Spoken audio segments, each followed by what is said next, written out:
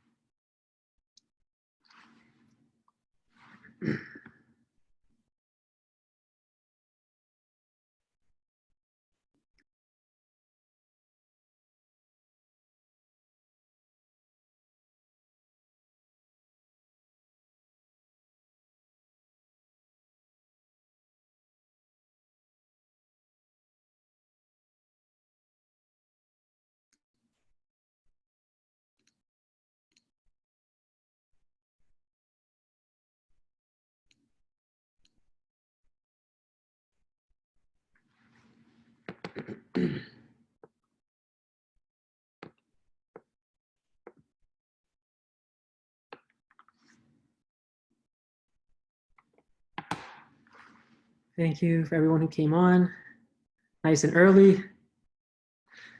Got all your chores out of the way. Join us for our town hall where we can all help each other, learn from each other. Hopefully you guys can hear me. I'll message some people, make sure they can hear me.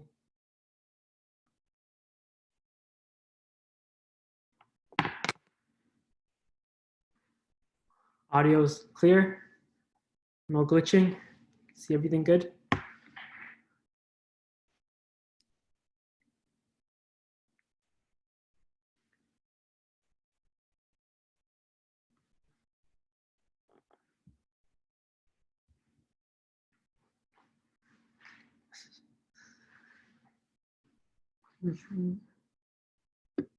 All right, let's get this set up. Let's get the Q&A box set up. For anyone that wants to ask formal questions to the panelists or myself, please use the Q&A box. Look for the Q&A underneath the window here. And then you can also use the chat to like talk amongst yourselves and talk with the transitions team. They'll be in the chat area to help answer any questions or to share advice, share any contacts, share any suppliers you may have. Please share internally amongst all the other attendees in the chat box. And then if you have a question for the speakers or the panelists, use the Q&A box. That's how we're gonna do the town hall if you haven't been to the town hall before.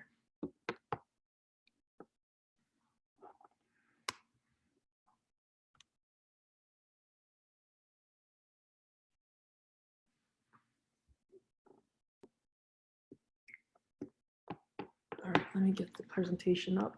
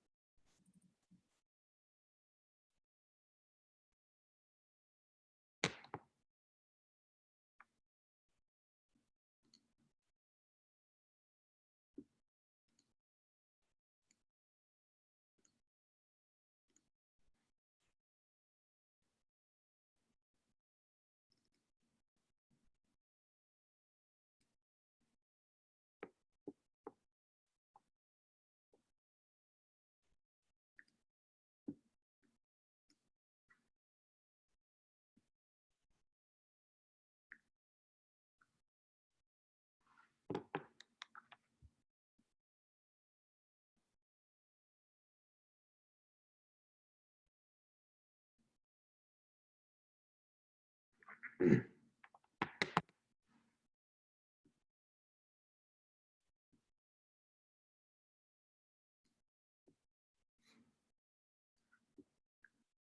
I think we're all systems go. Feel free to chat with me in the chat box if you're having any technical difficulties. My name is Gavin from the marketing company Ripe. We work with transitions, and I'm here to help host the digital experience here on Zoom. And if you guys have any questions or technical difficulties before we get started, feel free to place it in the chat box. And we're going to save the Q&A box for more formal questions that I'm going to try to get to the speakers as quick as possible and try to fit it in. Bear with me if we don't get to all of the questions. I do like to take a copy of the questions and share it with the transitions team so that we can either put it into a document and post it on the website for you or email you individually answers to your questions.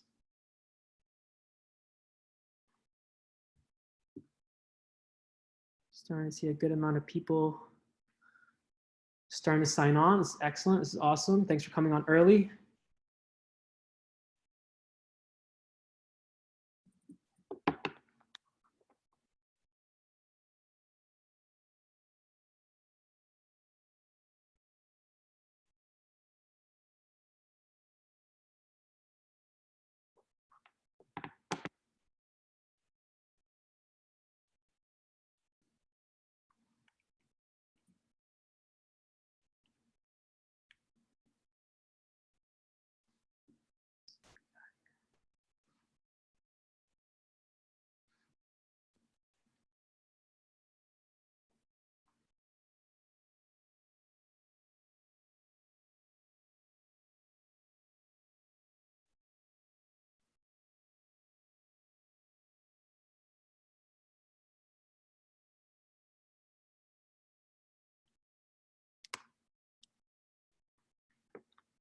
So in case you guys don't know, how the town hall works is that all the attendees doesn't have, you don't have video or audio access to talk to us through your computer, but you can type in your questions to the Q&A box and we'll be happy to try to answer those live. Or if I know an answer, I'll just answer you directly in the Q&A and type back to you.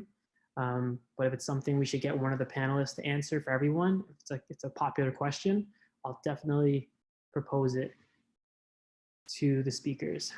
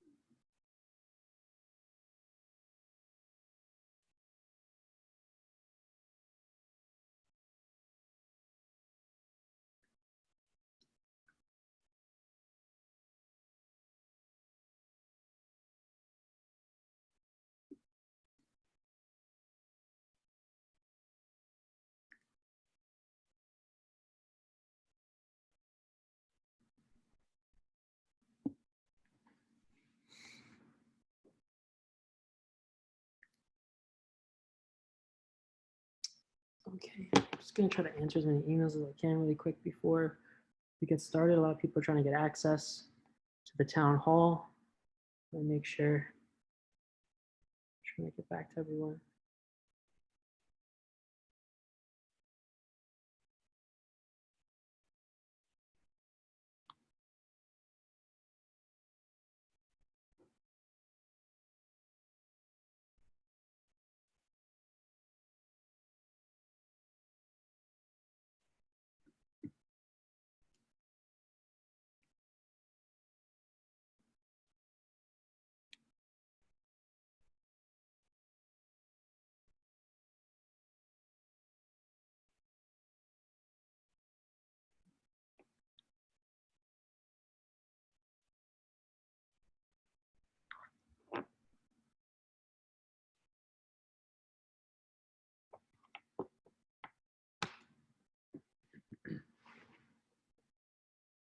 Thank you to everyone who's signing on.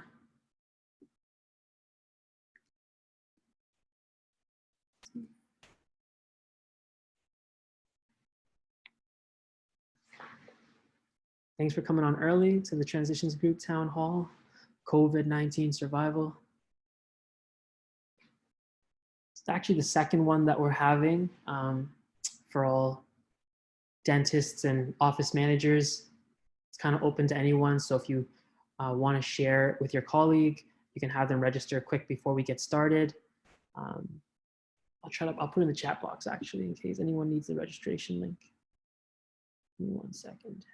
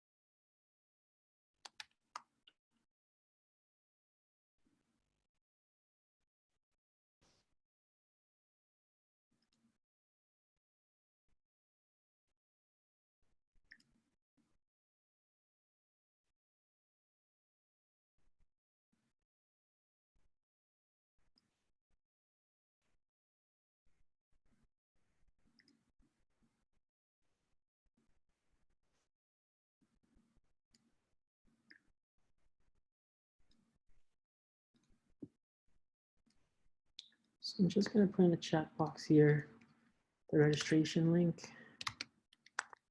If anyone needs to send it to anybody, and they can sign on.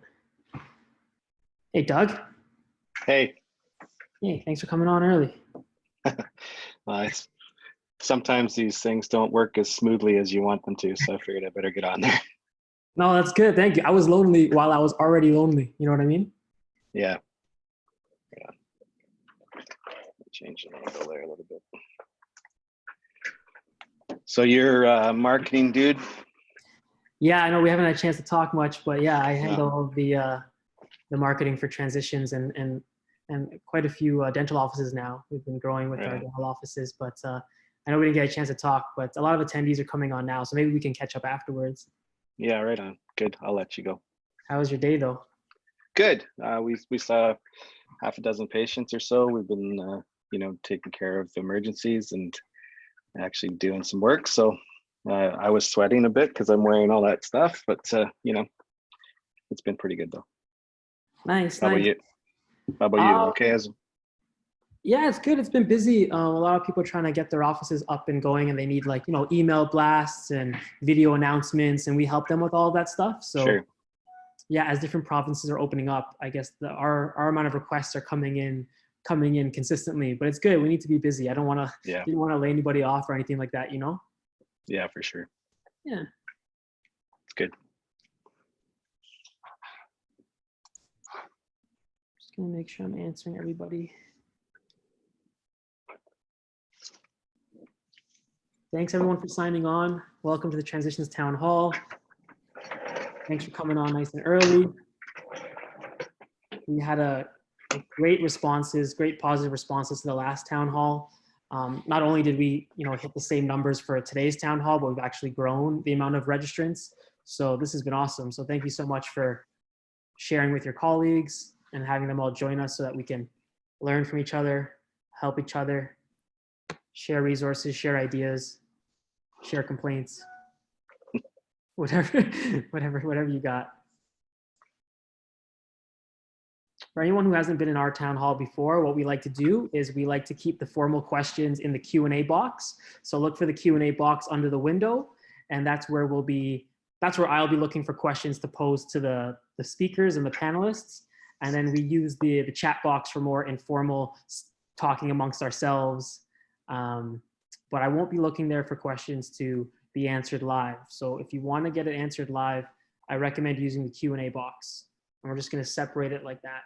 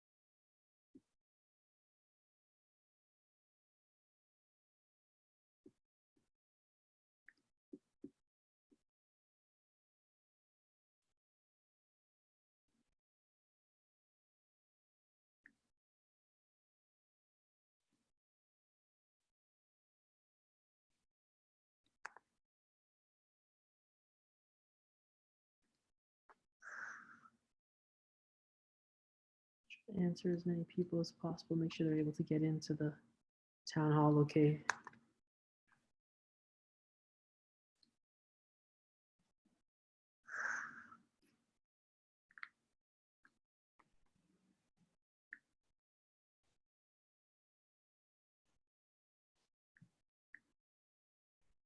If anybody already in this town hall is having trouble with audio or video or seeing or hearing me, please feel free to use the chat box for any technical difficulties, and I'll try to get that fixed for you right away.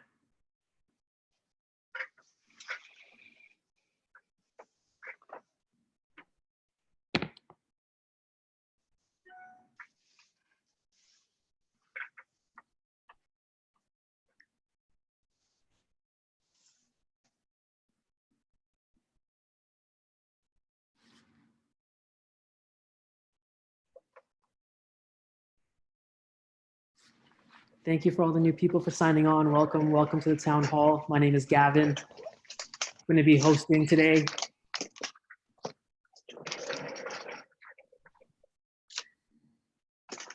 Just trying to help out as many people get into the town hall, make sure they all have the links. I've put a link in the chat box.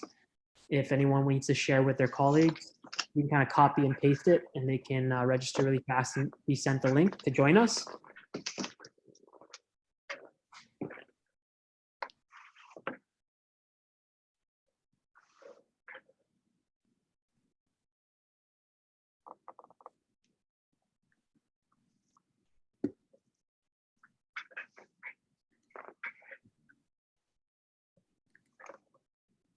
Hey, Doug, if I do that, can you see that presentation okay?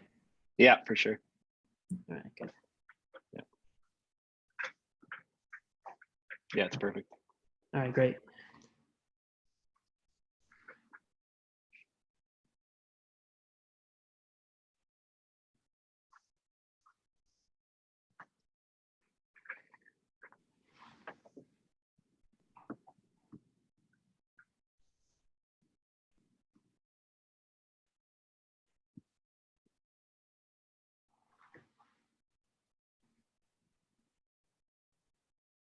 Hey, Doug, where's your practice at? I'm just north of Sudbury, so Balcarron. It's a small town just outside of Sudbury. Oh, okay. I got a lot of friends Yeah. in Sudbury. Oh yeah. I don't know if you know the Palladino family. Yeah, for sure. Palladino Honda. Yeah, those are my close friends. Oh, like Vinny's your friend? Yeah. Yeah, Vince Palladino. We're Yeah. family friends. Yeah, we help out with the marketing. Nice. Yeah, they're. I don't know him really well, but I mean, I know him through the golf world, and of course, he's well renowned in Sudbury. He's got quite the business going all over the place, but he's a very successful business person for sure. So. Yeah, he's definitely grown it to a lot more dealerships all over the place. So. Yeah. So I guess Yeah, you're a big golfer like Vinny. Not as he's definitely a way better golfer than I am, but my mom's family is involved in the golf business, so I worked as a student and got to know him over the years that way a little bit. But like I said, I don't know him really well. We kind of know of each other, I'm sure, but we have mutual friends too. So. Oh, okay, perfect. Yeah. So you do some marketing for them, though. Yeah, so we cover all their events. We do the photography, video, and we help with like the strategy of the website. Nice. Yeah. They have a whole back end team there to like that's dealership approved. But when it comes to like the content that they share and like the ideas and the offers, we usually help out with that. Right on. Good.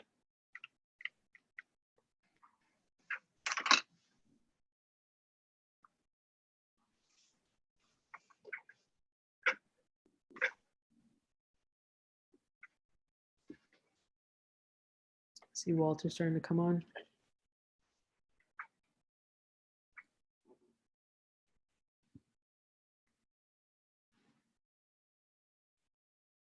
Hey, Walter. I think he's trying to connect his audio. Oh, good morning. Good afternoon. Good afternoon, Walter. Yeah, I was just testing to make sure it's working fine. So that's awesome. Thank you. Yeah, no, thanks for coming on early and testing it out. I imagine you can see and hear everything. There's no lag. Everything's working good. It's good. Yeah, screen looks good. Hi, Doug. How are you? I'm good. How about you? Very good. Thank you. Good to see you. Yes, likewise. All right. So I'll come back in a few minutes then. It was good to make sure it was there. Thank you. Hi, Lisa Rowland. Hi, Lori Vogel. I see your messages in the chat. Thanks for your warm greetings.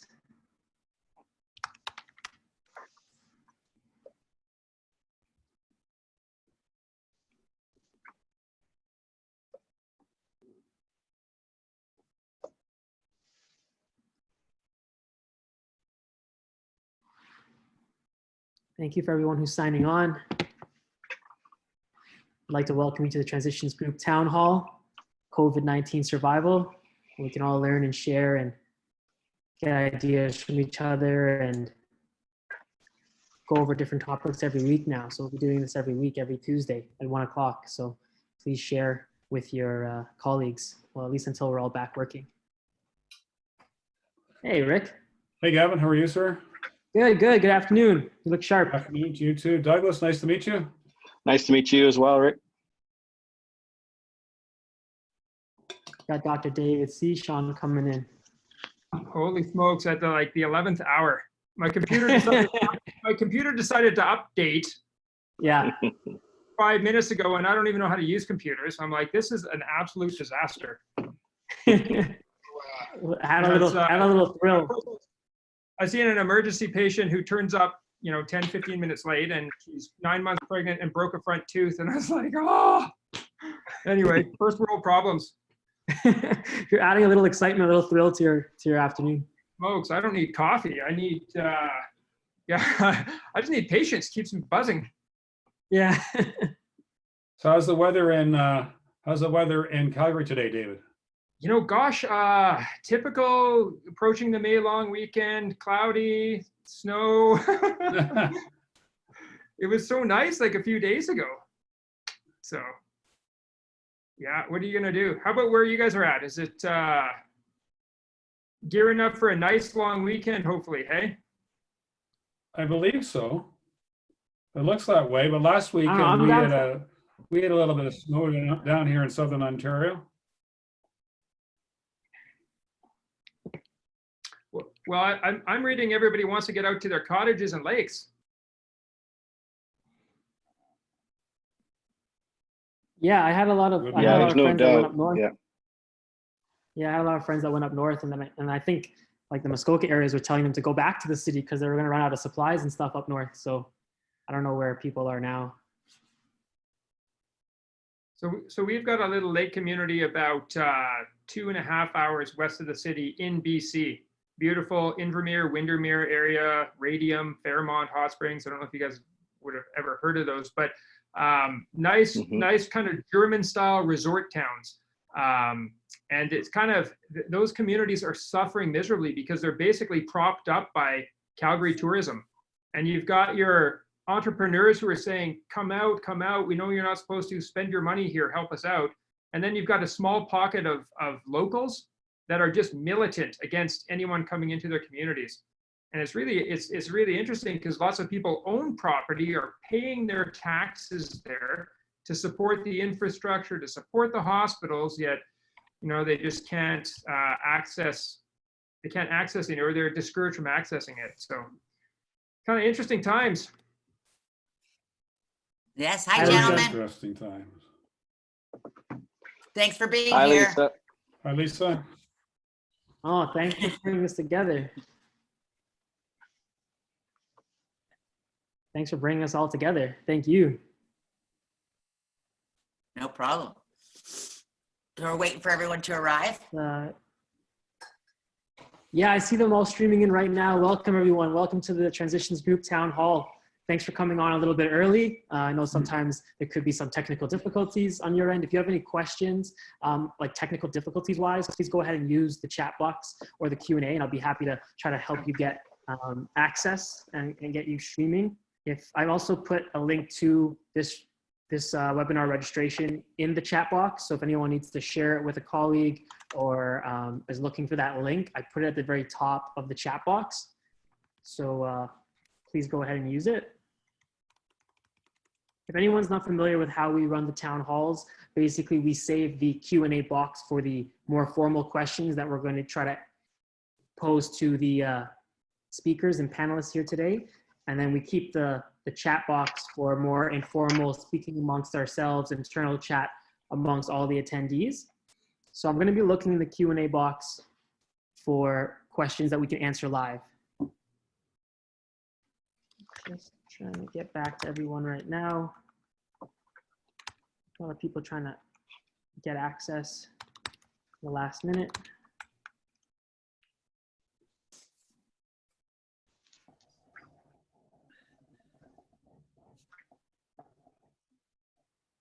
For anyone that's new and you're an attendee, it's by design on purpose that you don't have access to your video camera and your microphone. We're going to be accepting questions just via text, typing it into the Q&A box. The Q&A box is located at the bottom of your Zoom window, or it might be floating around if it's not attached to the bottom of your window. So look for those tabs, those dark gray tabs, and look for the Q&A box. So far, I haven't received many technical issues. It seems like everyone can hear me okay, and see the first slide.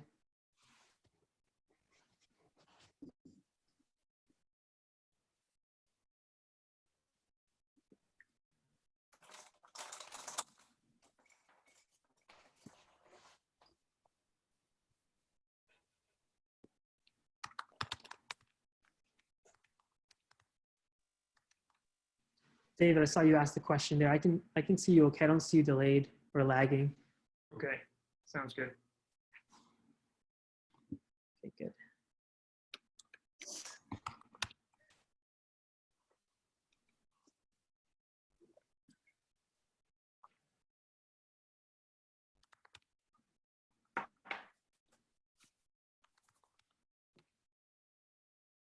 Just gonna give it a couple more minutes, then I'll get started.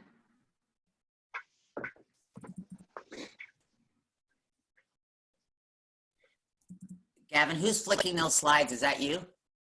Yeah, I have them up right now. Did you receive a copy? Would you like to share it from your screen? Maybe I'll just say next, okay? Okay.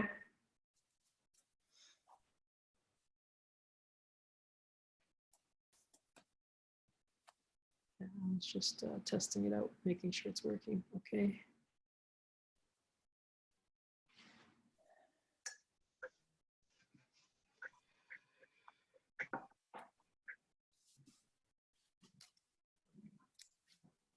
I keep going back to my email where our college is supposed to release our guidelines today for our next phase of relaunch, which is basically going back to your usual and customary dentistry. So lots has happened in the last couple of days out here in Alberta. Once again, it's hard to keep track, to stay up on everything, because it's just ridiculous how quickly things change, hey? Yeah, almost daily or every half day, there seems to be a different announcement being shared, different text messages I'm getting, and it's hard to keep up for sure. We're trying to post as much as we can to the Transitions website as often as we can. I know Lisa's always on the phones and always sending us resources and updates that we can post to the COVID-19 series on the website. So if anyone's not aware, the Transitions website, tgnapracticemanagement.com, has been converted to the COVID-19 survival series landing page, where you can get all of your documents there. And we've divided up into different phases of the situation. And basically, if you click on the different filters, you should be able to get different documents. And then we have an actual separate resources tab where you can jump just the documents and checklists to help everybody out.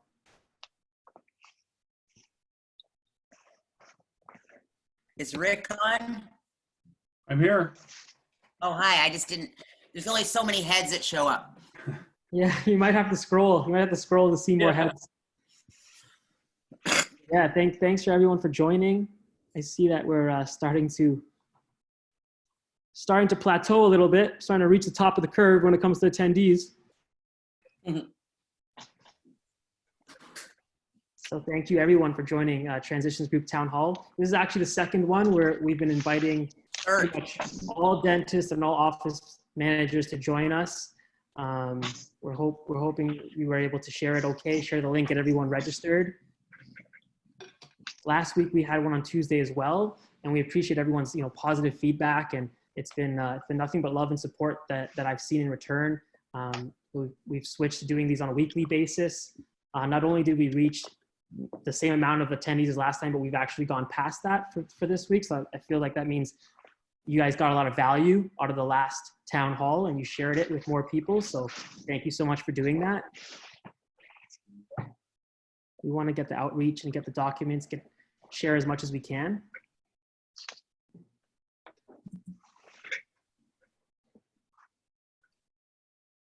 Today on the line, we have myself, Gavin Mohan. I work with a marketing company called Ripe Resolution, and we're partnered with Transitions on the COVID-19 survival series. We've been just helping with the storytelling, the content creation, the gathering of documents, and helping Lisa get things up as quick as possible, put together these town halls as quick as possible. So we're honored and we're privileged to be a part of this this great group of people doing these amazing things.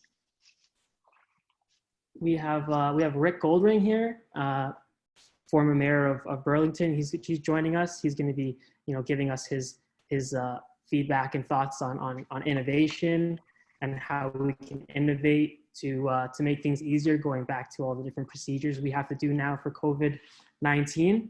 And Rick has a lot of experience in actual town halls before they're all virtual town halls. So we look to Rick to help moderate some of the questions coming in and to keep us on time. We have Dr. Walter Hydry joining us again, who always brings tons of great insight and I guess real life experience of running his practice, and you get to hear it straight from a dentist. And I see all the positive comments that come in about Dr. Walter's help, and so thank you again for being here, Dr. Walter. We also have Dr. Douglas Hanson joining us today from up north, just north of Sudbury. Thanks for joining us. Really love you having. We want to hear someone else's perspective from their dental office, how things are going and what they're doing in their practice. And then, of course, we have Lisa Philp here as the facilitator and to give as much information as possible. So for anyone who hasn't been to the town hall before, I'm going to go over this kind of one formal time. The way we operate the town halls is that you'll only be able to see the video and the audio from the panelists, the speakers. You won't be able to see or hear each other or yourself. We ask that you type in all your questions in the Q&A box, and myself and Rick will be looking there to get as many questions asked and answered live. If you have any comments or anything you want to share with the other attendees, please go ahead and use the chat box for more informal discussion. And then, like I said, the formal questions, we'll be looking at the Q&A box to share.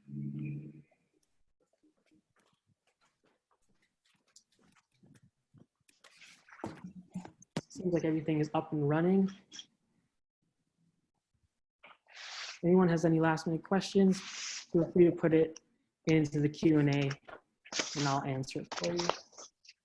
Gavin, if I could please add, we also have Dr. Dave Shashan on the call as clients of the Transitions family from Calgary. That's right. Sorry about that, Dave. We also have Dr. David Shashan coming in, and he's been doing some amazing stuff with video innovation, making renovations to his practice. So we look forward to hearing from you as well.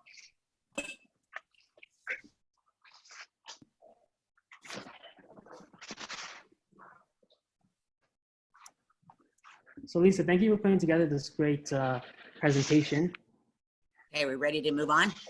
Yeah, I think we're ready to move on. Everyone seems to got in okay, and all the technical questions have been answered.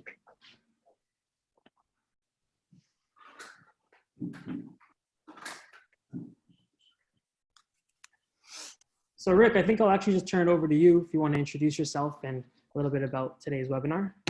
Yeah, thank you very much, Gavin, and welcome to this Transitions Group Town Hall meeting. This is actually the third of such in the series of meetings. I'm pleased to be back moderating our discussion today. And town hall meetings in this format are a great way to engage in two-way dialogue between the panelists and all of you that are on the call today. Since 1979, I've had the honor of serving many people as a financial planner, a community builder, a municipal councillor, and mayor of the city of Burlington, Ontario from 2010 to 2018. And along with my partner, John Mokler, we are both members of the Transitions Wealth and Risk Management team. And John and I are working together with Dennis on developing comprehensive, holistic financial retirement plans when the time is right.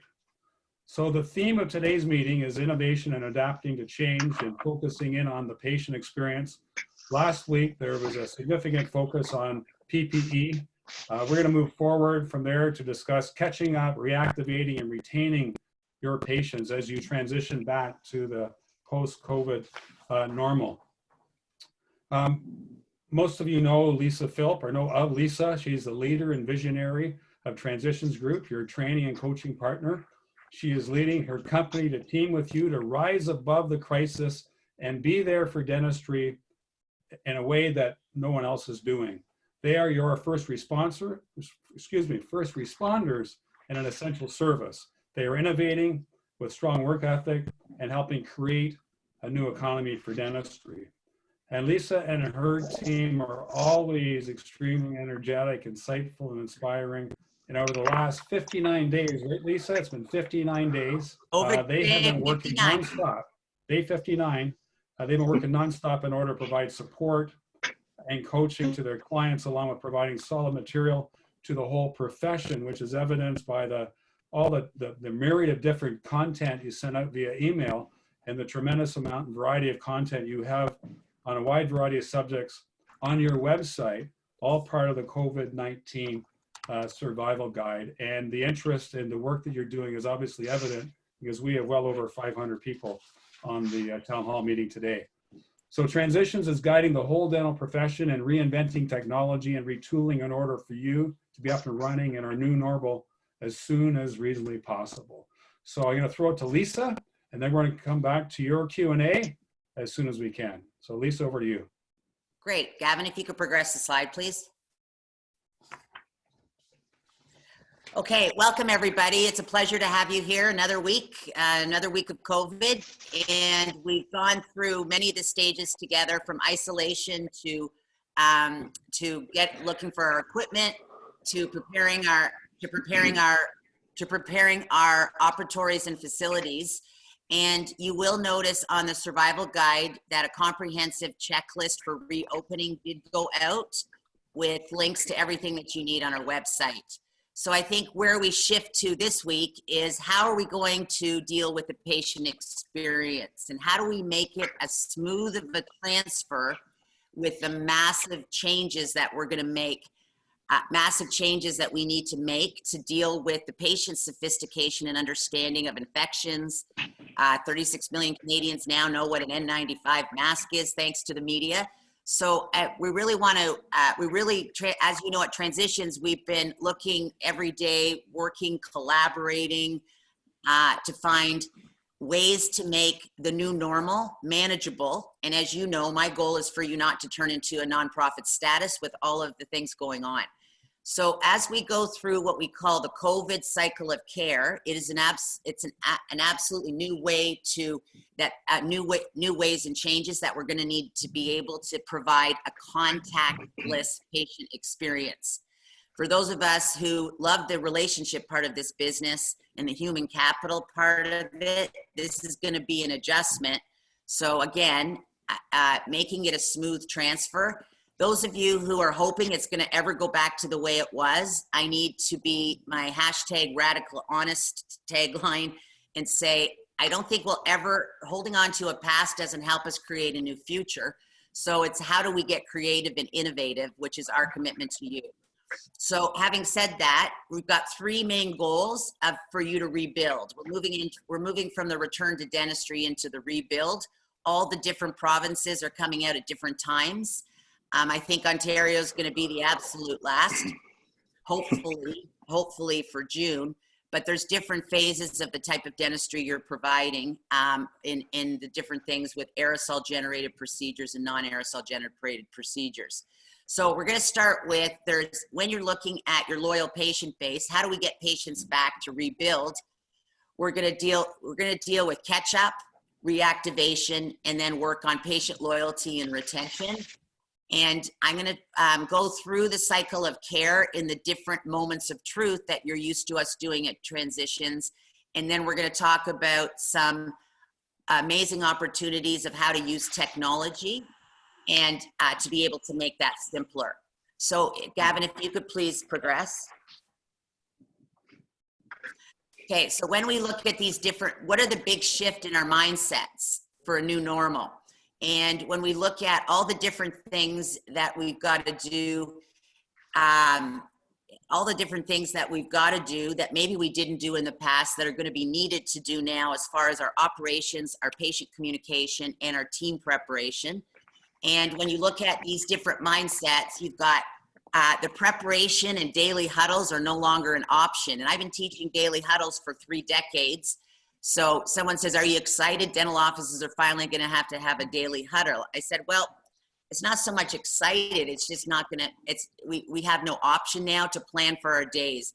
The days of coming in with filling white space and winging it are done because of the way we have to structure the operatories, the providers, the procedures, and the way that we screen patients so that we don't become a part of the spread of this infection. So Dr. Doug Hansen, can you please talk about just things you've been doing with your team on seeing the absolute need for preparation, meeting times, keeping in touch with them, and the in-service training required? Yes, thank you. I'm happy to be here, and I'm happy to do that. So, as Lisa said, the pre-shift daily huddle is not an option. This is an ever-changing, dynamic situation, and I've been seeing patients for the last 2 months on an emergency basis, and we change procedures almost every day. At least for the first month, it was a daily thing, and so what we do, we just focus on what's changed from yesterday. We make decisions and we act fast. Dentists love to paralyze while they analyze. We can't do that anymore. So we need to just act fast. It's easier to live with sort of a slightly less ideal scenario and tweak it than it is to just sit back and watch and not be able to do anything. It's really important that we leverage our team members at this point and listen to them. We can't do it all, and they have skills that none of us have as dentists, and it's time to really, really take advantage of that. On top of that, they're going to own the outcome. So when you allow them to make these, changes and or adjustments that are needed to procedures, protocols, et cetera, with respect to COVID-19, they're going to own it. So, it's going to be a lot more difficult for them to complain or come back to you. They have, vested ownership in it. We don't really focus on our financial goals in our daily huddle anymore. The scoreboard's kind of changed. We substituted team safety, patient care, patient perception, and preservation of capital. It's more important than ever to not just go spend willy-nilly right now. So we're really careful on making any decisions about what we're ordering and, anything that we're incorporating or changing. And we do it as a team.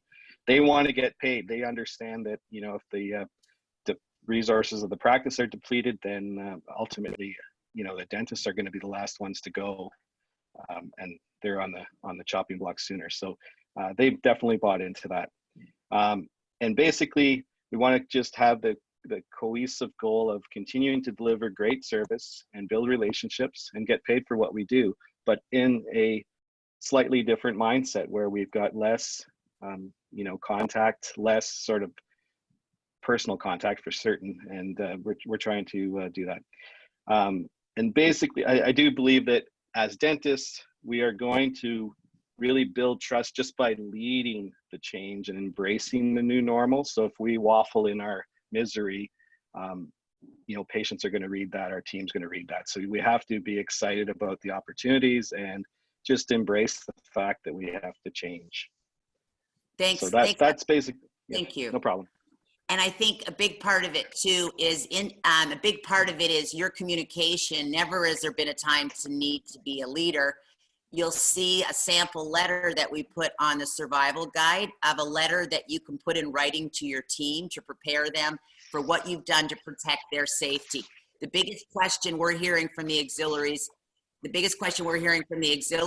is am I going to be safe? And I think that's a big part of leadership, is to let them know what you've done, what's being involved, what's being put in place for their safety, so that we have educated responses as opposed to panic and fear. Remember, all of them have been sitting at home for 2 months listening to the death counter in the media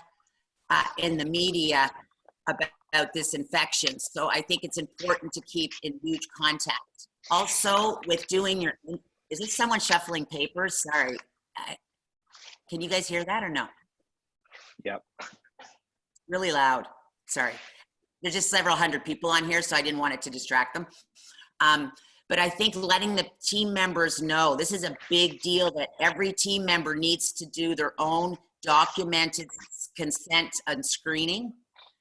Okay, their own screening every single day before they come in and work in the healthcare field as essential workers working in an aerosol or non-aerosol generated environment. So we're going to show you ways to do that. And Dr. Shashan has done an amazing, it's not out yet because I just got it last night.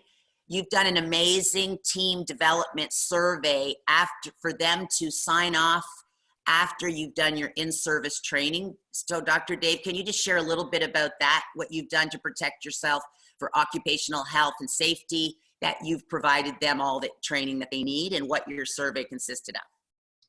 Yeah, absolutely fantastic. First of all, props to Dr. Warren Cohen, orthodontist in Calgary, who was able to help me navigate through that document. And so he provided a bit of a skeleton for me, and I just went ahead and customized it to some of our needs. At the end of the day, long story short, basically, we just put together a series of questions that outline in a very clear manner what it is that we've reviewed with our staff. So things like, hand washing protocols, donning and doffing of PPE, an understanding of each individual's college's requirements as we get ready to relaunch. Because of course, certainly in Alberta, where we practice, we as dentists are subject to the regulations of our Alberta Dental Association and college, but the hygienists have their own governing body, the assistants have their own governing body. So making sure that our team is up on their own specific guidelines and making sure that they understand those in the context also of how we're set up and ready to practice. We've incorporated into our questionnaire some of the requirements that the province has laid out to us, mandating physical distancing within the practice, and making sure that everyone's comfortable with the understanding of how we limit spread, not just within the practice, but also as we go back out to our real lives in the community. Okay, thank you. So we begin with involving the team, getting them prepared of what's going to be changing, letting them know that they will be part of the screening process, and then also getting their feedback on training as far as what did they retain and that they signed off that they've had their leader in their workplace provide them all the support. That's wonderful. So we all know that the patient's experience is going to depend on all of you and how you communicate with them. So having everyone on the same page is more critical than it's ever been before.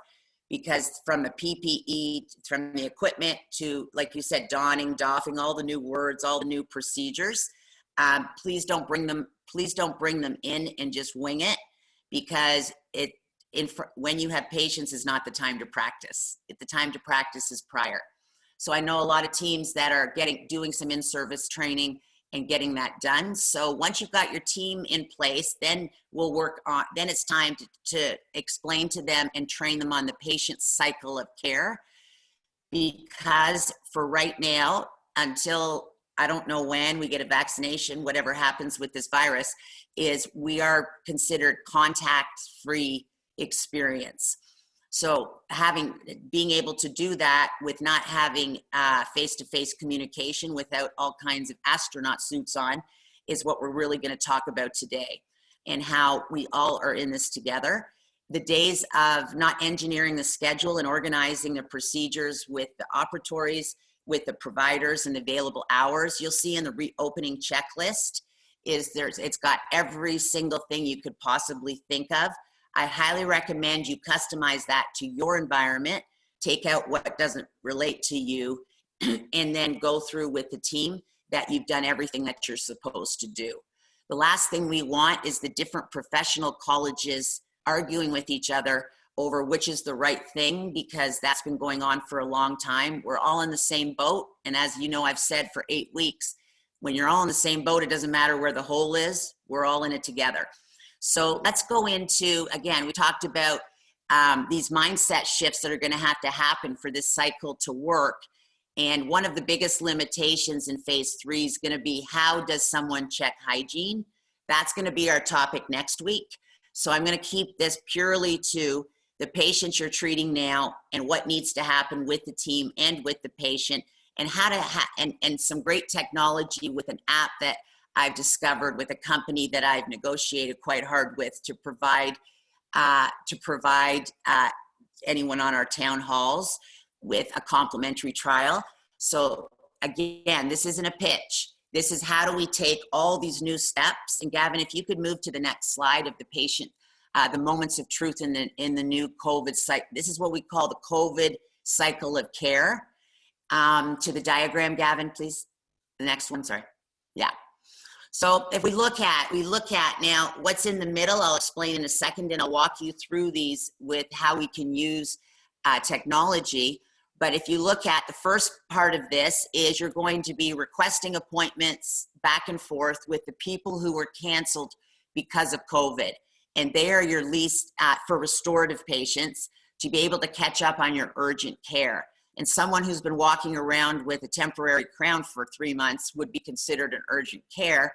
And then you've got to decide, where are you going to put those appointments, what's going to happen with the schedule, and how we're going to handle that. And again, deciding what hours you're going to open, what days you're going to do your rebuilds in phase 1, 2, or 3, and how do we schedule that. The next stage, is how are we going to handle not over communicating? Because I'll tell you, a no-show and cancellation in this new COVID, post-COVID era is going to have significant more impact than it has in the past. And how do we work to instill this value, but also this fact to patients? In the beginning, you're going to have patients that are eager to come see you because they've been waiting. I have so many people in my personal life saying, when's dentistry coming back? I've got this, or I need this. So I think how to confirm and remind them, that's always been part of our processes, but how do we do that in a way that instills that we're making sure they get here? The next stage of the new COVID cycle is the pre-screening. Every person, visitor, courier, team member, patient who wants to enter your practice must have a documented, consented pre-screening of the public health COVID questions. Okay, so it's, someone asked, where's paper charts gonna go? We've been looking for, this can't be another massive paper trail at the 12,000 people in your practice management system and your 15,000 paper charts for us to figure out how we're going to start from the beginning on the pre-screening. So we're going to talk about ways to be able to collect the pre-screening. And again, a daily preparation is critical, because all team members need to do it every day. And you need to have record of that, just like every patient and every visitor to your practice, and different things to let the patient know about what's coming with their experience that's different. And how the days of, I think the last study in Canada shows 25% of patients are used to walking into a dental practice. And I think that's going to need to change significantly, because they're not able just to walk in. There needs to be a pre-screening for anyone bringing themselves into your environment. I truly believe dentistry is going to be the safest, most sterile place on earth with all of this. A lot of you talk about how you've been to hospitals that aren't doing all of these things. So I think, how do we do what we're supposed to do for the team, and how do we do it for the patient, and how do we get it documented so it doesn't take 45 minutes before every procedure to go through all of this? Then, as you know, the next stage is part of the arrival and check-in. So I'm going to show you how to create a virtual parking lot. So you know when your patient arrives in their car, and I don't see dental professionals, especially on a May day where it's 2 degrees here, going out with clipboards and disposable pens and doing screening in parking lots or outside the entrance door. But they need to let us know when they arrive, and they can check in somehow through electronic means to let us know that to let us know they're here. And then we need a two-way message back to them to let them know they're welcome to enter. Once they enter, their temperature is taken. 2 readings is what's recommended. So those of you that have the forehead infrared thermometers, okay, this is a contactless temperature taking. So this isn't the old days of handing them a thermometer to put under their tongue for 2 minutes. This is using technology. And again, on our website, you can see different places to get those. And see if they're available. I think you need at least 2 to get going. In case one breaks down, you don't stop your entire day. So after their temperature's taken and we verify in 2 readings, we then enter it somewhere in the patient chart or in what I'm going to show you in this app, so that we can have a record of what they were that day and if their temperature was under 38 degrees Celsius. Okay, the next step of the care is they actually then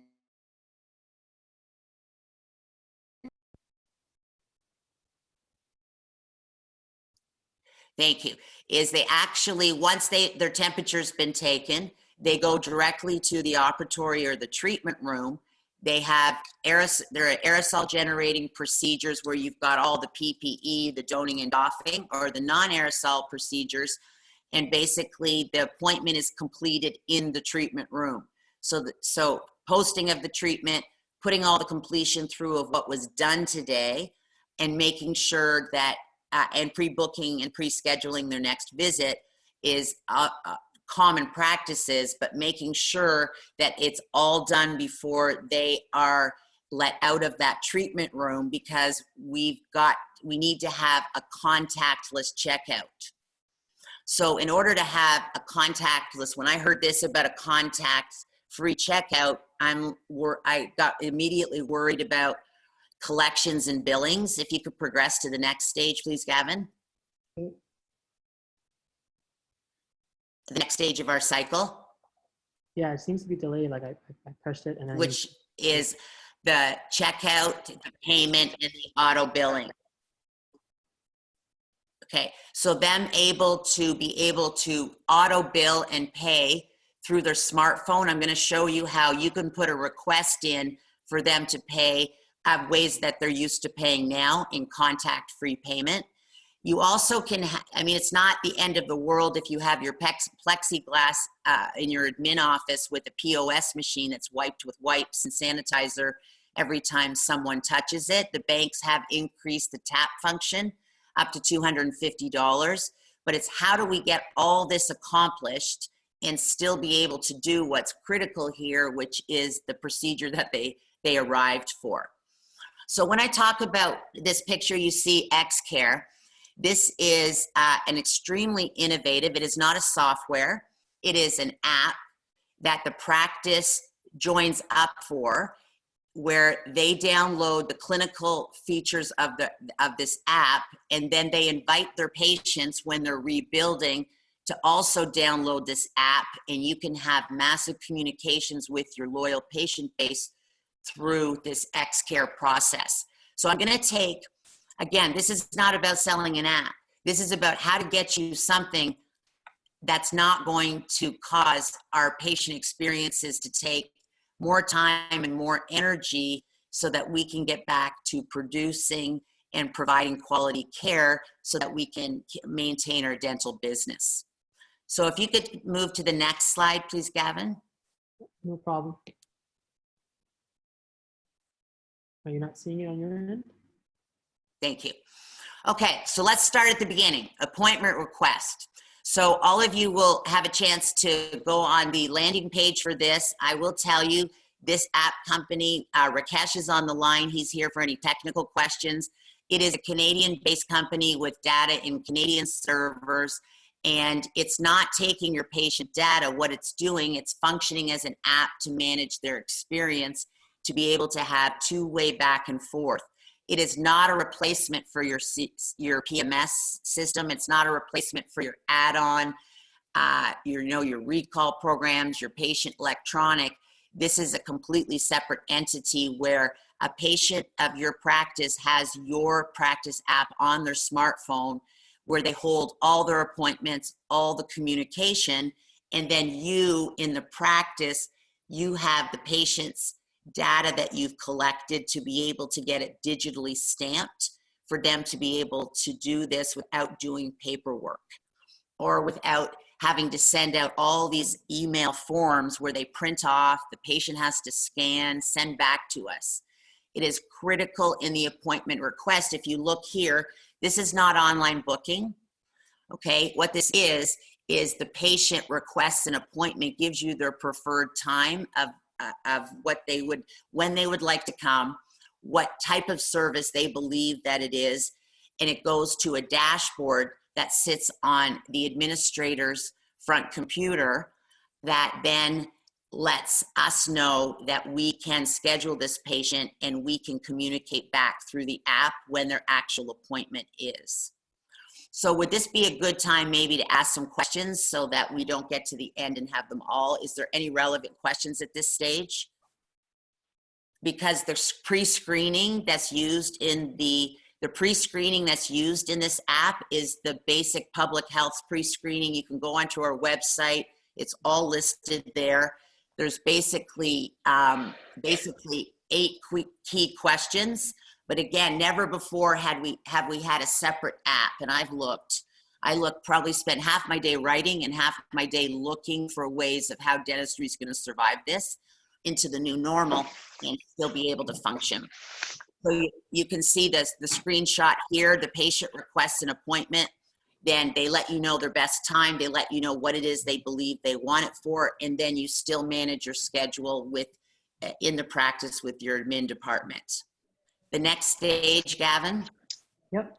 It might take a little bit of a lag. It seems like you're seeing it after we're seeing it. Okay.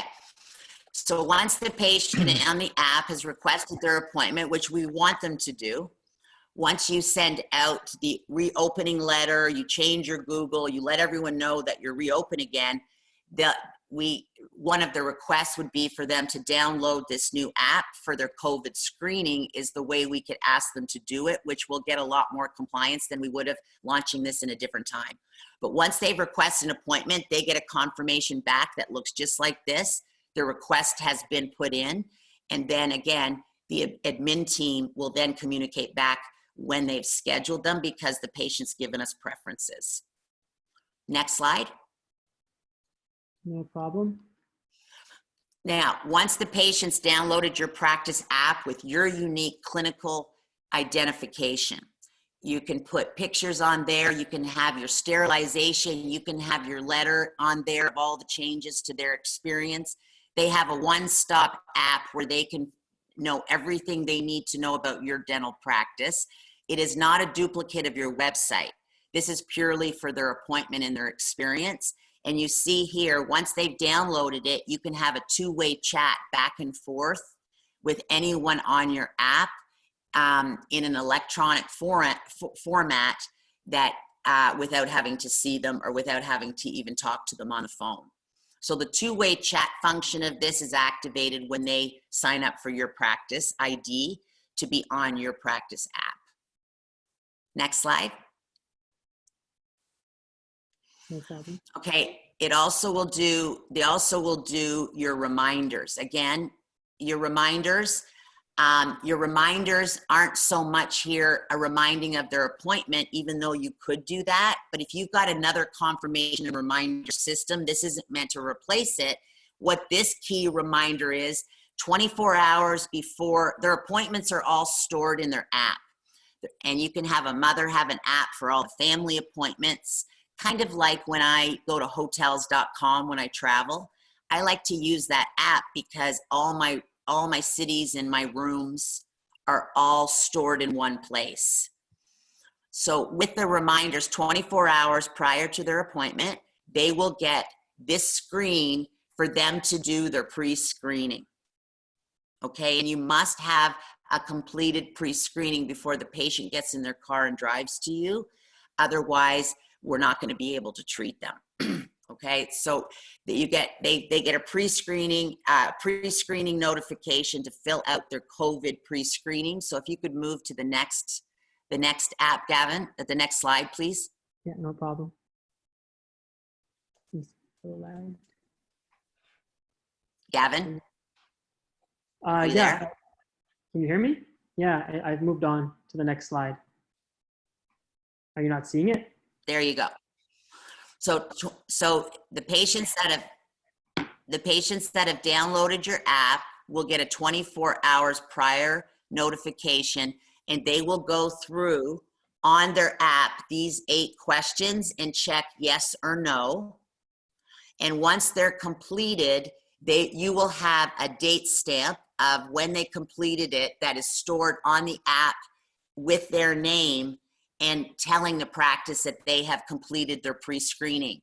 I can share with you of all the things this app does. This is a game changer because this isn't going to be clipboards, papers, pens, standing outside the door of the mall practice, going to the patient's car and taking their temperature. I mean, I couldn't think of any other better way than to have them the night before. If they are sent the notification 24 hours prior, and they do not do the pre-screening, they will get notifications. They must complete that every 3 hours up until close to the night before their appointment. And this is all run through this app. Okay, and these are the same questions that public health asks, that the patients are used to answering when they go buy a bottle of wine at the liquor store to when they go into any other environment. And you'll see the screenshots here. Is this a good time to stop for questions, Gav? Yeah, for sure. Can you? Yeah, there's lots of questions, Lisa, certainly about the app. But one of the questions we're getting is, what do you do with people that don't have a smartphone? Are paper charts going to be outdated? You won't use them. How do you deal with the people that don't use a smartphone?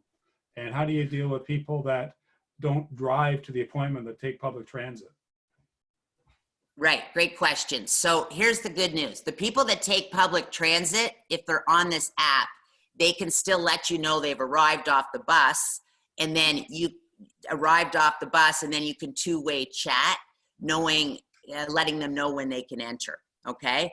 As far as paper charts, I don't know what to tell you about paper charts. We still have them, but I think having a patient somewhere outside of your office fill out these 8 questions and then sign it and bring it into a paper chart, as much as you might not have a choice, it's extremely inefficient in the way that works. And how are they going to get the paper charts if we don't have someone dressed in PPE to go out and do those screenings, or someone dressed with a mask and gloves?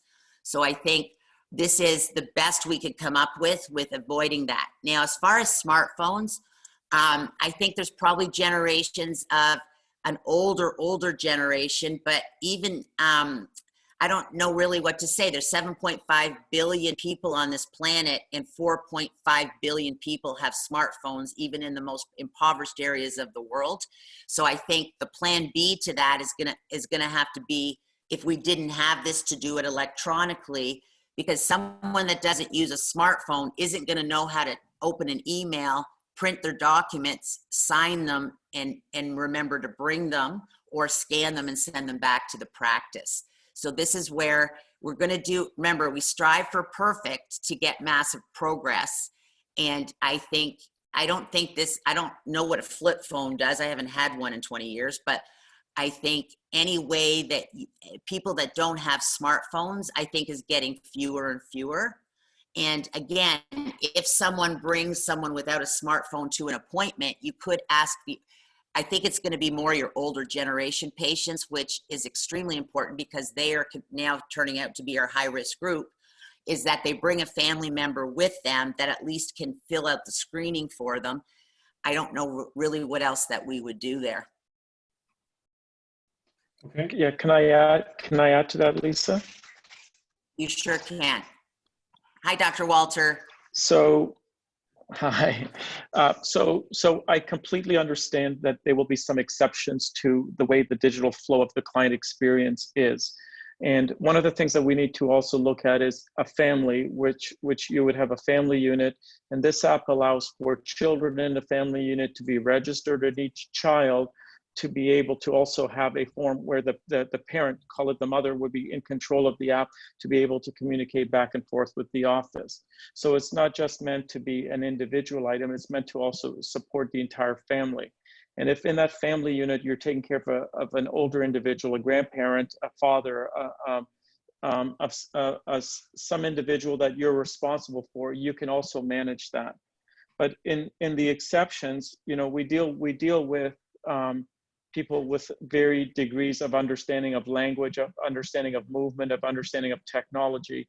And those are the ones that we as a practice will have to identify and aspire to another level of involvement that will bring them in. They will be the exception, they won't be the rule, so we could figure that out.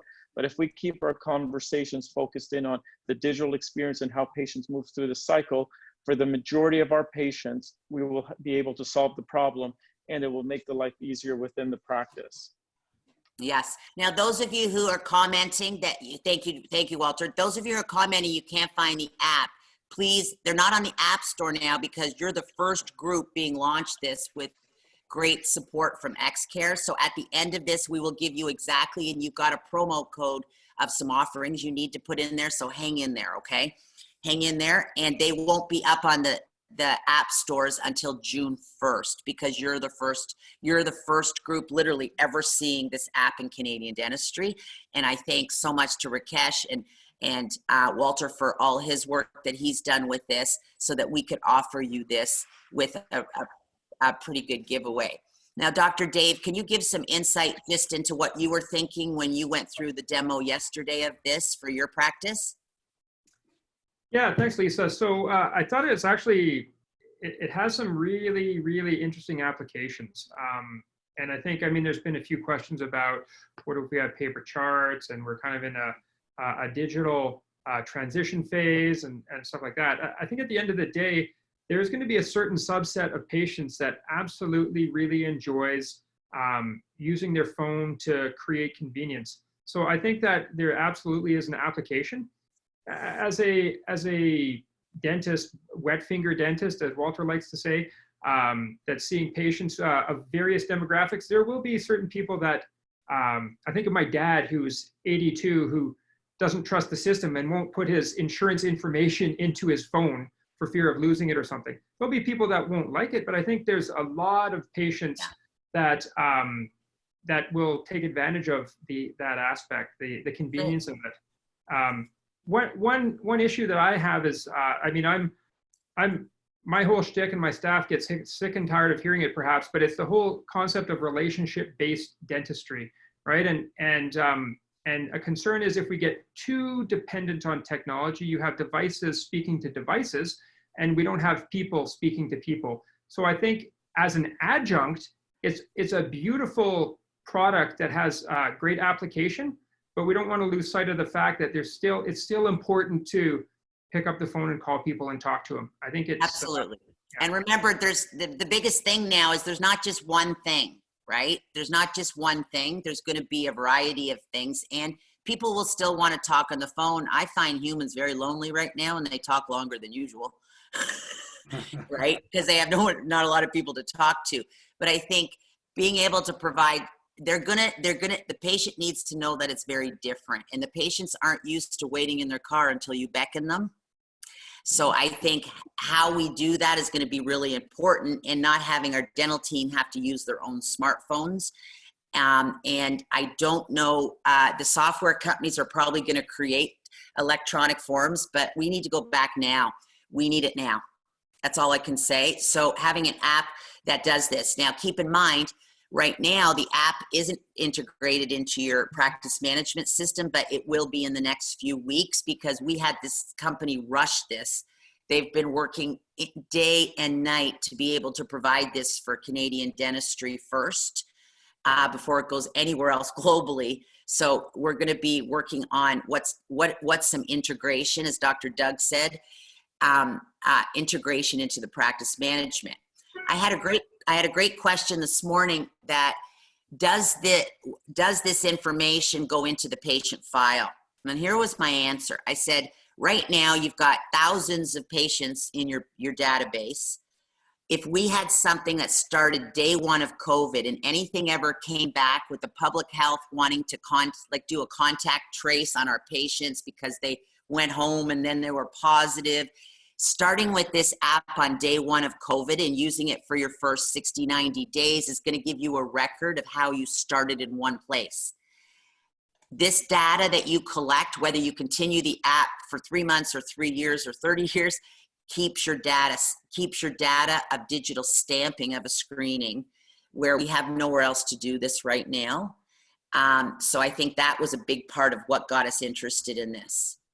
So Lisa, Gavin, there's still lots yes. of questions about the app. There's a question of cost, a question of how the Yeah, I'll get information to is that. protected. I'll get to all that. Thank you. A question Thank of you. whether it's available in French.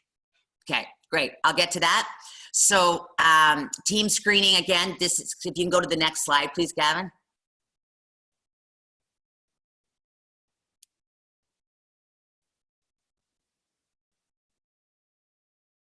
Hey, Lisa, are you not seeing the next slide? No. Okay. There we go. Okay, so think about it. They've requested their appointment. They've got their preferred time. They have now got their notification and confirmation, and they have done their pre-screening.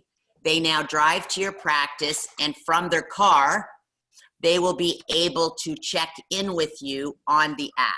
Okay, so basically check in now. They'll be able to tell you if they're running a few minutes late, or again, if they're stuck in traffic. You'll notice here we didn't put an option to cancel. Okay, so they're already there waiting for you to tell them that it's okay for them to enter into your practice now. And once they check in is when the two-way chat also can be used. The next slide, Gavin.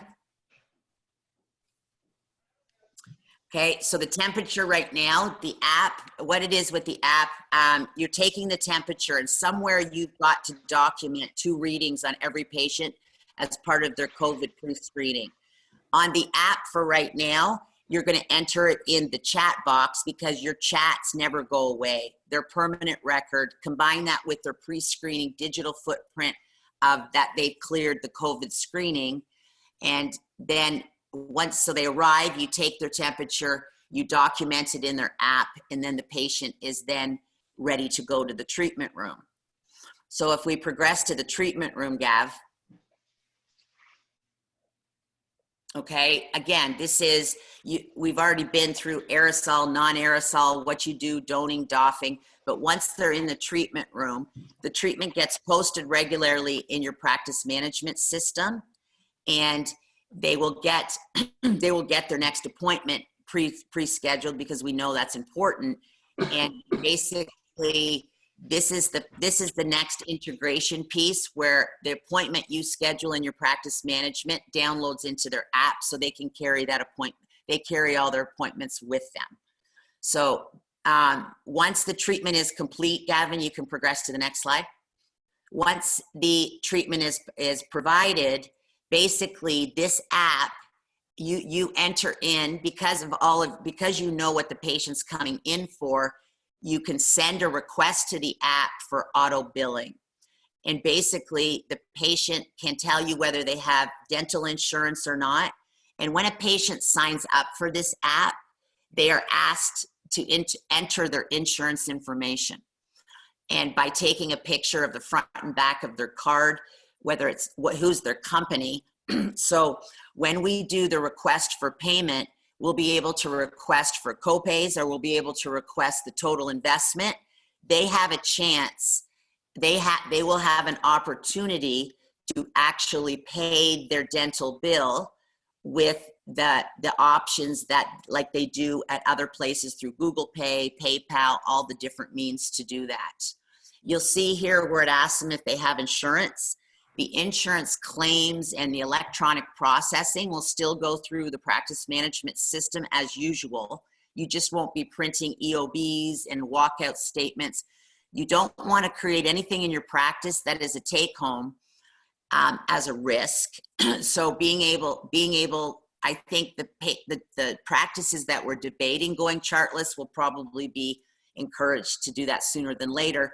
But again, this allows us to not miss our chance for collections at time of service or copay if you take dental assignment. The next slide, Gavin. So question for you, Lisa. Do you need, can this be downloaded to your computer, or do you have to use it via an iPhone or a smart device from an office point of view? Okay, is Rakesh on the line? That's a great question. The dashboard, I know, comes up on the administrator's computer, their PC, because there's a clinical portal. You know what? I think I'm not sure. I think Rakesh is there. Oh, is he? Okay. I just can't see all you handsome gentlemen in one place. Rakesh, so we can use this with a computer. Can we use this with a computer and a smartphone? Yes. So we have a web interface in there. And, you know, let's say a patient has not downloaded the app, they will be able to use the web interface, and they will have all the functionalities and more actually on the web interface. Yeah. Okay. And you know what? Thank you, Rakesh. So I think another part of this is, you know, a lot of you are telling me that your offices are half open, half closed, and everyone's asking for income tax receipts. This app has all their completed appointments and all the money they've paid in one place that they can use, so you don't have to do any. It's just something that bothers you all. Sorry, something that's just something more to do. And this is the time to do it, because now the tax deferral filing is now coming into play. So a patient can see everything they've spent, all the appointments. If it's a mother, remember 80% of dental appointments in this country are scheduled by the mother for the older generation and the younger generation. We've known that to be a fact for a couple of years. So them being able to have in one place all the things they need for any write-offs they want to do on their income tax is another bonus on this. And Rakesh, you can use this at your office. Your staff, the dentist staff, do not have to have smartphones to use this app, correct? They can use it on their computers. Yes. So Yes. the clinic will be able to use this on their you know, desktop or even on an iPad. Right. And if they want, they could also upload that onto their smartphones. Yeah. So it's able to be used everywhere. Gab, can you go to the next slide now, please? Sure. Okay, so not only did we have them request their appointment, they store their appointments, we notified them, we did the pre-screening checking, we told them when to enter for their temperature, they went to their treatment room, we did a request for them to pay easily if they choose on their smartphone that goes directly into the doctor's bank account through all the great technology available. We can also then do a follow-up. A follow-up is by choice, okay? Follow-up, send out post-op instructions. And what I really love about this for the future is this is a way a patient, you know, we have softwares that send out surveys, but we don't have really anything that will help us get a rating, okay? A rating, and the company that, Rakesh's company that runs this app then takes the review, the rating, and they transfer it to Google for you. And a lot of practices have been working on building up their reviews and their ratings.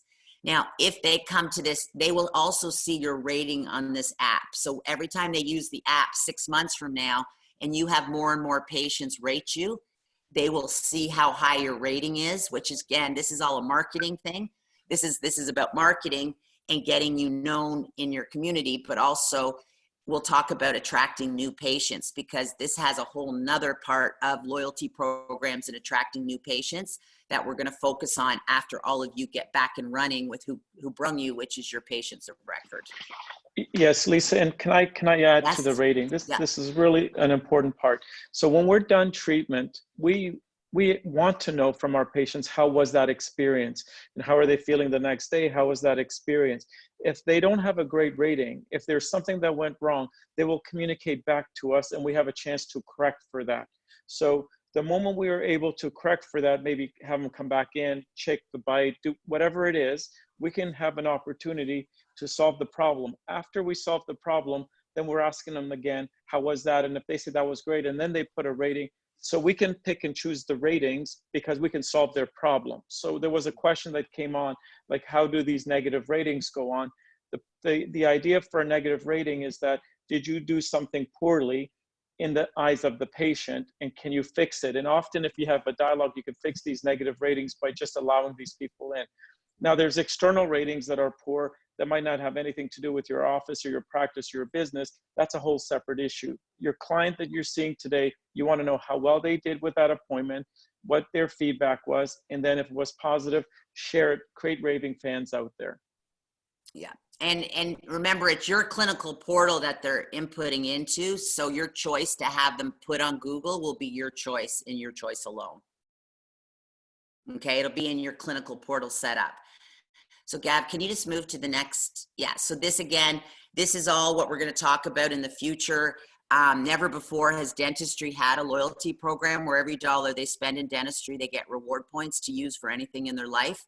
I'm not going to spend a lot of time on this because this is as far as the timing, we're really using this to get our patients back first. As far as the loyalty program will start, you'll start to see things in the app in a month or two on this. But I just wanted you to know the comprehensiveness of this and the ability to be able to start your COVID life from the beginning with an app and a technology that you have to hold for your patients and for their information. Now, I think the next slide, Gavin, shows, this really, so if we talk, now we can take questions about the app. I am going to give you, thanks to Rakesh and his generosity and working, knowing that Transitions COVID Survival is about helping dentists get back to work. So we all have a livelihood because it's a win-win. Basically what it is, for right now, you're gonna be signing up for your clinical portal. The patient interface is going to be done by June 1st, okay? So that's important to remember that you're gonna get your clinical portal, you're gonna download it, you're gonna enter the promo code from today's town hall as our special guest to get 3 months free on this with no obligation to at least get you using it for your screening and for your patient experience. And then in June 1st, you'll start to encourage your patients to download this app. And then again, ratings, reviews, rewards, and the whole entire experience is all stored in that patient's file on that app. So Gavin, if you can move to the next slide, then all the people wondering where to find it. Okay, can you go through this? Sorry, I just want to go through this for just, I wanted to show this. This is the dashboard that sits, sorry, can you go back, Gavin? Yeah, no problem. Yeah, I wanted to show this because a lot of administrators, I'll look and say another software. This is not another software. Think of this as your COVID dashboard for people checking in and checking out, that you don't have to worry about knowing if they're there or not. And this dashboard basically shows your portal here. It shows you when a screening comes in. It shows you for your patients for tomorrow, your patients for tomorrow who've done their screening. It shows you when they're in your parking lot. And it shows, then you can be able to two-way chat with them. There'll be an administrative person managing this app as you get several hundred and thousand patients on it. And this is going to be, I believe, a huge game changer to filling our voids, to reducing no-shows and cancellations, which drive you all crazy, and to be able to have real-time communication, not just a cancellation left on your answering machine that they're not coming. We basically know, we know where they're at in their appointment process. And I believe the next slide, Gavin, if you could go to, keep going, sorry. Just one more.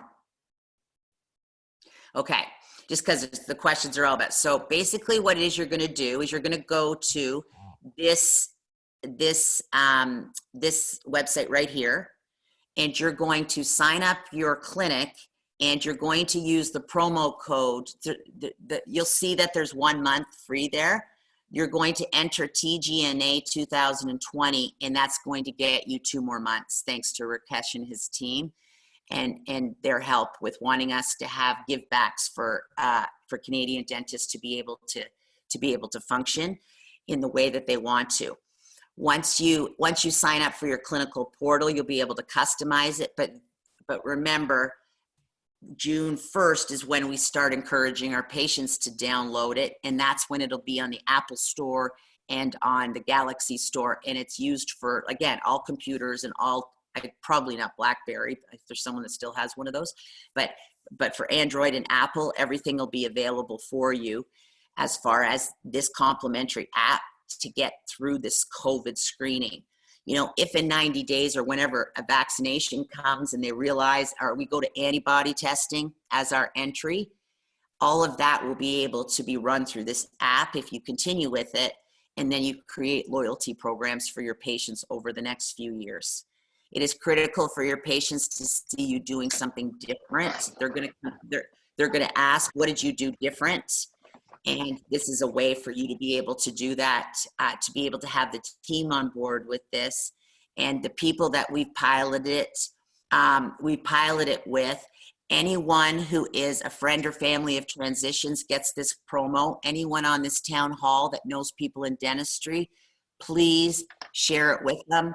You know, for the last 60 days, everything we've been doing is to be able to help Canadian dentistry, and we're all in this together. Share this with whoever you'd like.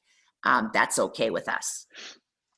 So there's a number of questions about the protection of the data, the privacy, where is it stored, and is it transferable? Like, who owns the data, the patient data, and who is it possible if this app does not survive, sorry, Rakesh, who owns the data, and is it transferable to something else?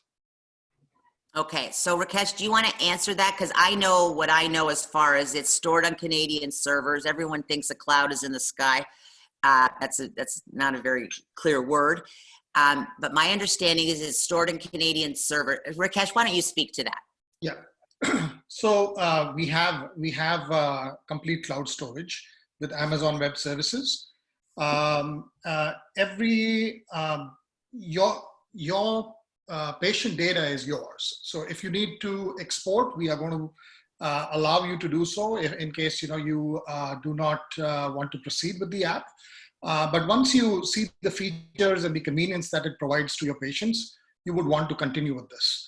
But in any case, if you want to export the data, there is an option to export. You just send us a request.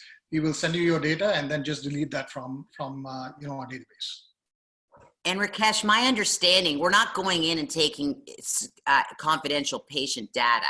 We're using this as a tool for a patient to interact on this app, right? Yes. So typically what we have stored is just the patient profile, which, in today's generation, on any social media site, you would have that information in there. The only thing that is different is we have that insurance information, and that is for your convenience so that you could verify whether that insurance information is valid or not. Have they changed jobs? It is a very updated, sort of information for you to process. Earlier, there was mention of a rewards program the dentist could enroll in by using this app or using other apps like it. The question is, with regard to the ethics of the college, is that apropos, according to the college, to have a rewards program? I can speak to this and then I'll let Rakesh if he wants, but basically the college's rules are you can't give out the rewards. This is a third party giving out the rewards as we build this for loyalty, and it's not the actual dental practice. Rakesh, is that did I understand that correctly?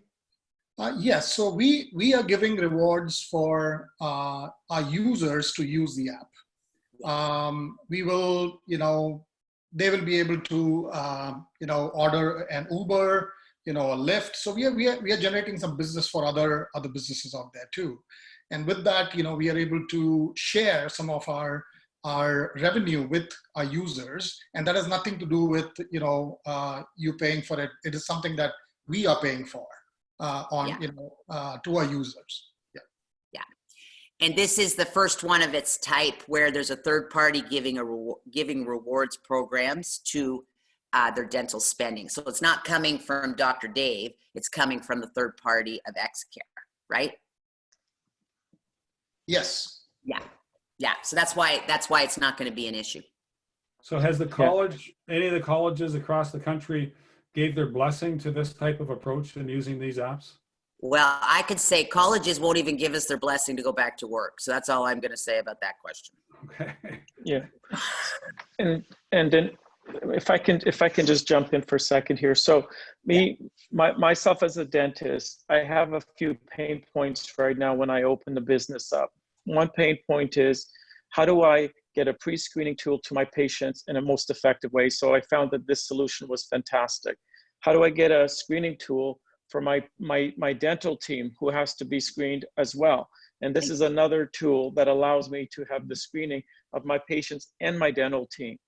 And then my second struggle was when they coming in, how do I create a virtual parking lot where I can communicate with everyone? This allows me that opportunity to create the virtual parking lot. The next one was, how do I store their temperature? This allows me to store the temperature.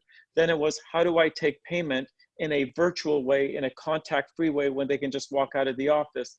This allowed me that opportunity. And then the last question I wanted for myself was, how do I know how well that appointment went? How well was that COVID experience for the patient? So we asked that question. That last piece of it all comes back together. The automation of this journey is a real critical part because it will not only allow me more time to spend in relationship with patients, but these redundancies that are here, we for sure get them done. And number two, we get them done in a predictable way, in digital way that it's locked in so that we know we're compliant. So HEPA compliance, yes, all of everything that we're talking about, these are important questions, but it's there right now to solve my problem, to open up the practice. Yeah. And we would assume that the patient contact information would not be sold to other businesses. No. Rakesh, no, right? No, absolutely not. No. Yes, but and that's all part of the privacy agreement. Yes, what we are allowing is the patient, or in your case it's the patient, in our case it's a user, to for their convenience, get Uber or find let's say a service that they want. It is not something that is sold to any other business, but we are providing convenience to the user to use this app to serve them for multiple needs. Yeah. So Rakesh, have you established the pricing of the app? So after 3 months, what's the cost? The number of people are asking. It is $249 a month. $249 a month. Yes. Okay. Great.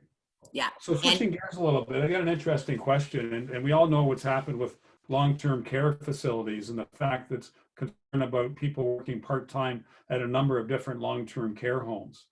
What about the whole thing with dental hygienists? And some dentists or dental hygienists do work with different dentists.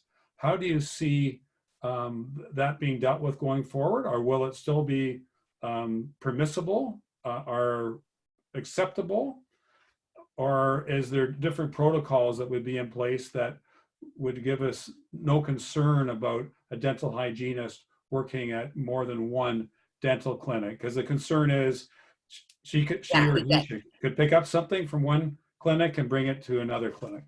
Okay, so first of all, we're going to deal with that. That's we're not even there yet. They haven't even told us hygiene can come in and do anything other than hand scaling. So that's to be determined. But I think the reality of it is, no matter where anyone goes and works, they have to have a documented screening to protect the liability of the employer. Okay, so anyone you have coming in needs to have a documented date stamped. I have not seen anywhere where we can have a team member's daily screening be tracked. As far as hygiene going from place to place, right now they're still waiting to hear when they can ever come back and use their ultrasonics again. So we will cross that bridge through the future, the next 2-3 weeks of town hall. Okay. I think if we keep it relevant to let's get a way to get our patients that we scheduled and that we need to catch up, have a way of how we're going to screen them. And, it's not any safer to have a team member be the greeter doing all these screenings without proper equipment. So I think from that perspective, we've got to perfect it before we bring the hygiene back and all these new changes. So I think we'll get to that, Rick, in the future. It's not relevant. Yeah. Okay, another question. If we want to contact less experience if we want to contact less experience, how about for future treatment? How is the role of the treatment coordinator going to change? Yeah. That's great. Yeah, it's a great question. I don't see the role of a treatment coordinator is going to be more critical than ever. And I'm going to explain why. We can't just wing it, get a patient in for 40 minutes for one filling and then do 2 or 3 add procedures. The treatment planning sequence of these patients prior to their appointment is going to be critical. And we're going to need to treatment plan more than one tooth at a time, running into hygiene 10, 20 times a day. Walter, do you want to speak to that? Right. So I think what happens is we've always wanted to look at dentistry in a most comprehensive way. So the most comprehensive way is a very thorough examination. So maybe these 2-minute going into hygiene checks, they could look different in the future. Maybe they're once a year and a half, where we actually sit down, update the records, do a proper treatment plan, get patient consent, construct a treatment plan, and that's where the patient coordinator will help take us to that next level. Once you have a very strong treatment plan in place, it's an annual plan and everyone's committing themselves to, then it's easier to execute that. But too often I see in dentistry where we're reacting in and out of a room, we're fixing one problem at a time versus really standing back and saying, where does the patient want to be 1 year, 3 years, 5 years from now? This gives us that chance to really look at dentistry in a more comprehensive way. Yeah, and we've been talking, Transitions Training Treatment Coordinators have been coaching for years on update examinations to do a lifetime strategy where the patient's coming in working through a treatment plan that's been accepted. Please hear me, social distancing in dentistry can't last forever. It just can't. So there's going to be a time when we do get to see each other again. It's just not now, but we can't wait until that. So I think from the perspective of the treatment coordinator looking at what treatment plans they have in place, instead of just talking about one thing at a time, one crown a year. You guys have heard me, Crown of the Year Club, where 80% of dentistry schedule gets booked in recall exams and hygiene. That's going to be the biggest shift we're going to have to make. And I believe it's going to be a good one.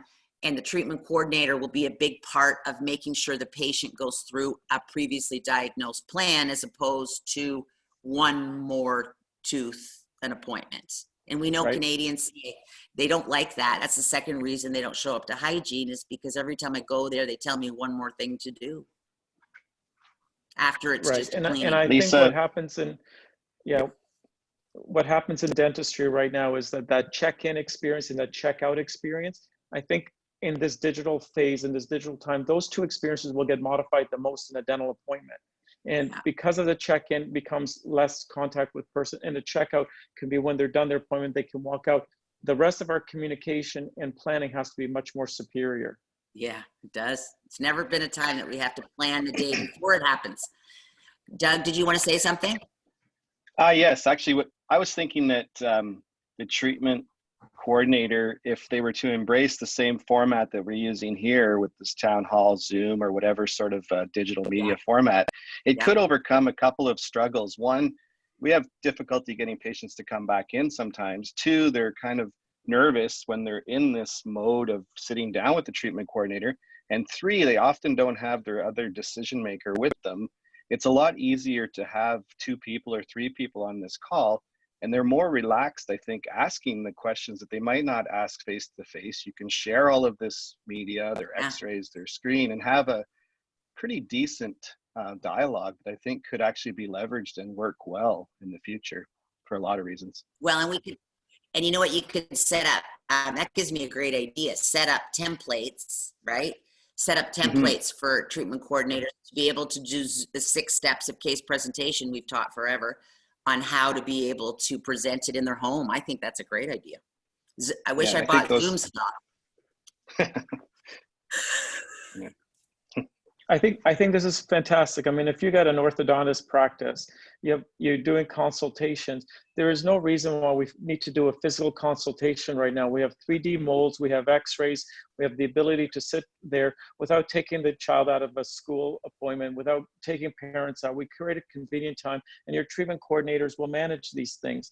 And these are the digital movements that will happen. I just think that we're in an influx in dentistry right now where digital movement will help us really survive, because our overheads are going to go up. It's stuff like this where we can look at the cost of labor at a front desk, the cost of labor at a completion center.